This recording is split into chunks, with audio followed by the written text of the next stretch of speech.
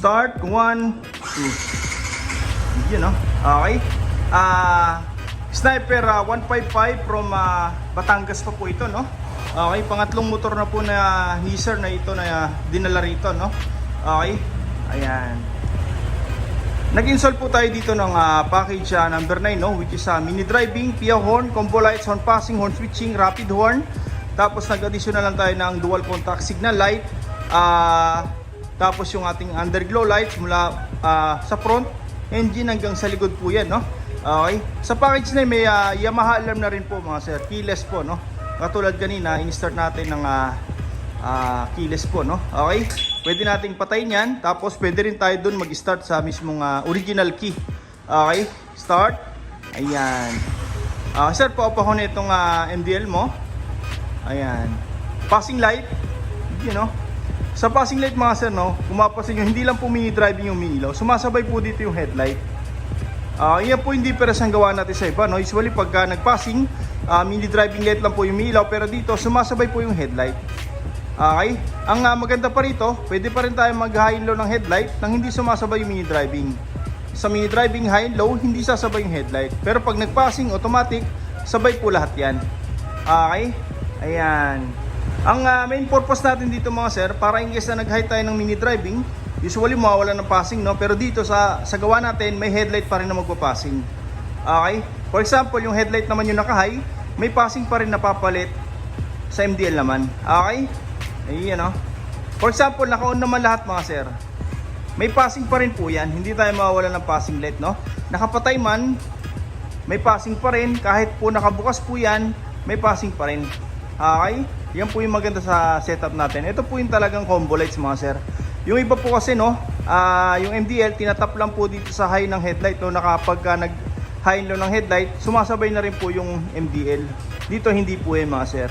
May kanya-kanyang switch pa rin. Pwede nating nabuksan separately. Nagsasabay lang po siya pag passing. Okay?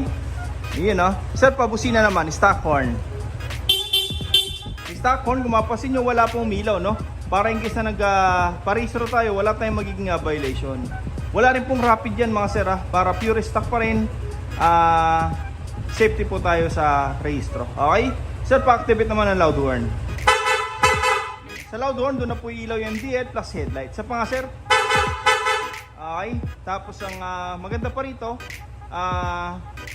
may rapid horn po tayong nilagay. Long press lang po natin yung horn switch, yung busina natin, magsusunod-sunod na po yan. Sir, pahay na headlight, pauna MDL, tapos rapid horn. Okay, may passing pa rin yan, no?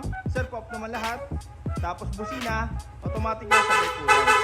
Okay, check natin yung mga switch, no, na nilagay natin. Okay. Ito po yung passing switch na nilagay natin mga sir, no? Iyon, no? Ito po yung high-low na MDL, high-low na headlight, separately. Pero pag ito po pinindot, automatic sabay po lahat. Okay, kung mapasin yung serie natin, maliwanag na maliwanag, no? Pero yung MDL, kitang-kita na po. Lalo po ito sa dilim mga sir. Okay, dahil po nito yung mga 60 watts to 100 watts sa MDL mga sir. Pero 30 watts lang po yan. Okay, mataas po yung lumens niya. Ayan, no? Okay, stock horn, loud horn, rapid horn. Ayan, no? Tapos ito po yung switch natin ng underglow. Ayan, no? Para in case na hindi gagamitin, no? Pwede po nating patayin. Mula sa likod, engine, hanggang sa harap may ilaw po yan. Tapos dual contact signal light. Pagka nag-signal light po tayo dyan, automatic yan, magiging yellow po, no? Tapos pag pinatay signal light, babalik sa park light. Okay? Ayun, no?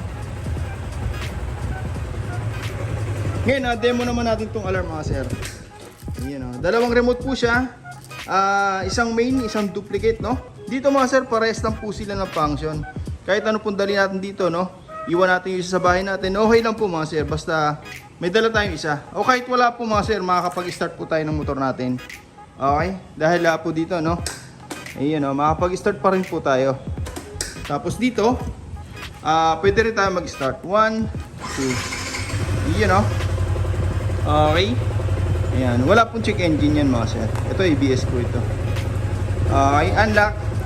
Mamatay na po yan. Ayun, no? Tapos, ang maganda pa rito, may anti-theft features po ito mga sir. Pag nilock na po natin yan, yung motor natin, kahit saan tayo mag-park, safety na po yan.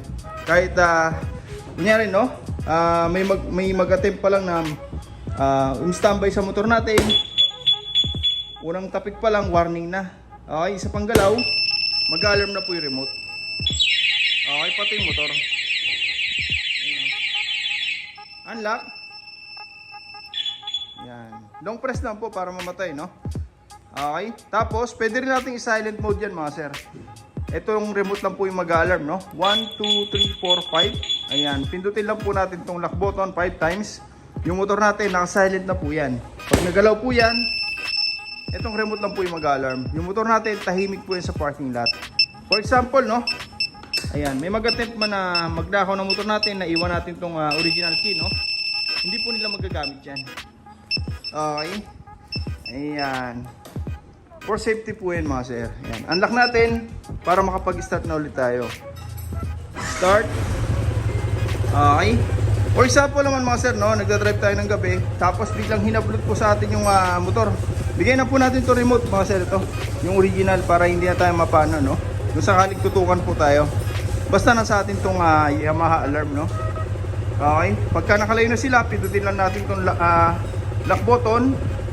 One click lang po, no? Automatic po yan, shutdown yung motor natin. Mag-alarm pa. Hindi na lang magagamit po yan. Okay? Kahit may original key po sila, no? Hindi na lang po magagamit yan. Unlock. Ganun lang po, simple. Okay? Start, pwede na po yan. Okay, no? Okay? Yung kill switch po na ito, mga sir, gumagana pa rin po yan, ha? Okay? Hindi po natin inaalis. Tapos yung ating start, yung automatic start, mag-start lang po siya pag naka-neutral. Pag naka-number 1 hanggang number 6, hindi po siya mag-start. Para safety na rin po in case na naka-side stand tayo, hindi po matutumbay yung motor natin. Okay? Yun, no? Yun lang po, lamang po, mga sir, no? Ayan. Yamaha alarm for safety natin. Okay? A few moments ago. Alright, Sniper 155 from tagasan pa sir? Batangas pa po, no? Okay, actually dati na po nating customer sila, Pops. Bali, pangatlong motor na po nila ito, no? Unang-una, sir, ni Sniper, no? Sunod yung NMAX po, no? Okay, sunod naman itong Sniper 155 na. Yung una po ay 150 po, no? Okay, install po tayo dito ng all-in package number 9, no? Which is Yamaha two-way alarm. Ito po yung dalawang remote, anti-theft po yan, mga sir, ha? Tapos yung ating PIA horn, ay naka-intact na po yan dito. Tapos mini driving, combo lights, horn passing, horn switching, rapid horn. Ayan, tapos nag-additional lang tayo ng underglow, saka dual contact signal light sa package po, no? Okay. Check natin yung mga wiring sa hinabit natin. Ayan, naglagay po tayo dito ng domino switch para sa high and low ng MDL. Original po yan, mga sir, hindi po yung replica o yung plastic, no? Tapos passing switch para sa combo lights. Ayan. Tapos yung ating horn switching, stock to loud. Okay. Yun, no? Lahat po ng nabanggit natin na switch, sama-sama po yan sa isang harness, mga sir. Okay. Nagpo-provide tayo ng bagong harness, no? Hiwalay po sa main harness ng motor para malinis tingnan, walang pansit-pansit. Yung mga wirings, kino-compress po natin lahat yan. Okay. Ginagaya po natin lahat ng mga manufacturer ng kasa, no? Ng mga motor, no? Okay. Ayan. Lahat po, nakabalot po yan. Wala tayong makikita mga nakasuksok dito ng mga wirings, no? Malinis po yan, mga sir. Okay. Ayan. Pag may mga customer kasi tayo, no, nakikita may mga nakasuksok dito galing ibang shop, tinatanggal po natin, mga sir. Inaayos po natin, no? Para mas safety. Wala tayong magiging aberya overtime, no? Okay. Yung iba po kasi sinasabi lang, no wire cut, no splice, pero nakasuksok po sa mga sakit, mga sir. Marami na po tayong experience na ganyan na nagkakaroon po ng aberya pagka tatagtag yung motor. Since nasuksukan po yan, mga sakit, lumuluwag hanggang sa uminit, hanggang sa masunog. Okay, dito wala po yan. Iyan, no? Mula sa mga switch natin, harness, papunta po yan dito sa ating PIA horn. Okay, iyan, no? Original PIA po yan, mga sir, hindi po yung replica. Tapos naka-harness po lahat yan para malinis pa rin tingnan. Okay? Ayun, no? Tsaka, itong stock na busina, andito pa rin, no? Hindi natin tinatanggal. Okay, ito po yung switch natin ng underglow, no? Okay, para in case na hindi gagamitin, pwede po patayin. Tapos, ayan, lahat po ng wiring sa nabanggit natin, dito po lahat yan dumiretso sa may ating power module. Siya po yung distributor ng power, no? Mula sa battery, papuntang trigger sa mass switch, and then papunta na po ng output. Sa MDL, PIA horn, combo lights, Yamaha 2-way alarm, rapid horn, horn switching, stock to loud, lahat po yan dito dumiretso. Okay, wala na po tayong makikita mga nakasuksok na mga relay po dito, no? Malinis po yan mga sir. Okay, dagdag sikip pa po kasi yun sa motor natin mga sir. Okay, tsaka dagdag load na rin, no? Dito, naka-power module lahat po yan. Marami na tayong customer na ito pong gamit mga sir. 5 years ago, 6 years ago, hanggang ngayon, all goods pa rin, no? Ang hagandahan pa rito, since na-wiring na po natin ng ganito, magpalit man tayo ng MDL, ng alarm, ng busina, in the future, hindi na po tayo mag-rewirings. Okay, itong wirings natin na ginawa, fix na po yan dyan. Sasalpak na lang yung mga bagong parts, kahit anong brand po yan ng alarm, ng MDL, ng busina, applicable po yan dito sa ating power module. Denso po yan, made in Japan, kaya matibay talaga. Okay, subok na po natin yan. Lahat ng wiring sa atin dyan, nakahinang po bago natin balutan mga sir, para mas maganda yung daloy ng kuryente, no? Hindi po pigil. Okay, kahit matagtag yung motor sir, malubak man, hindi tayo magkakaroon ng loose contact o yung tinatawag na fluctuation po sa kuryente, no? Okay, kahit lumiko-liko po tayo dyan mga sir, safety po yan. Ayan, no? Ayan. Tapos lahat ng wiring sa atin na ginamit dyan, pure copper po mga sir, Japan wire po yan. Hindi tayo gumagamit ng mga wiring sa nagpupulbos overtime, no? Aluminum wire po yun mga sir. Yung akala natin tanso, pero pag kinayas, namumuti. Pangit po yun mga sir. Dito lahat po yan pure copper, para mas maganda yung bitaw ng kuryente. Tsaka mas long lasting po, no? Hindi natin tinitipid yan mga sir. Yung alarm, andito na po yan, nakatago, para hindi po basta-basta masungkit ng mga kawatan, no? Ayan. Tapos, yan. Ito na yung finished product natin mga sir. Nakabalot lahat. Ito po yung galing sa Yamaha. Ito po yung gawa natin. Okay, naka-harness po lahat, no? Para kahit tumagal man yung wiring sa atin, sariwa pa rin yung laman sa loob. Okay, siguro after 2 years, pag pinatatan natin to, yung wirings po niya sa loob, sariwa pa rin, no? Unlike po sa mga nakagapang lang po dito, no? Walang balot. Pagka natamaan po ng tools yan mga sir, masusugatan yan. Pwede pong masunog yung motor natin. O kaya, no? Based sa experience natin, pinasok po ng daga. Pag walang balot, nangangat-ngat po, labas agad ng tanso. Okay, dito, kahit pa paano, may balot po siya. Kahit umulan umaraw, hindi tayo mangamba na baka magkaroon ng malfunction, no? Dahil nakabalot po lahat yan. Okay?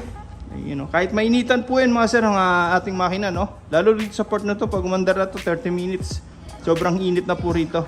And dito, hindi po yan lulutong yung mga wiring sa loob niyan, dahil nakabalot po yan ng high temp rubberized tape, no? Ayan, Japan made din po yan. Okay, pang wire harness din po talaga. Ayan, yung MDL natin, naka-stainless bracket po yan mga sir, hindi po yan kinakalawang. Okay, kabit na natin yung mga parts. Yung pairings po, no? Okay. Sa mga gusto pong pagawa, punta ng po kayo dito sa shop. First come, first serve po tayo. Maraming salamat po.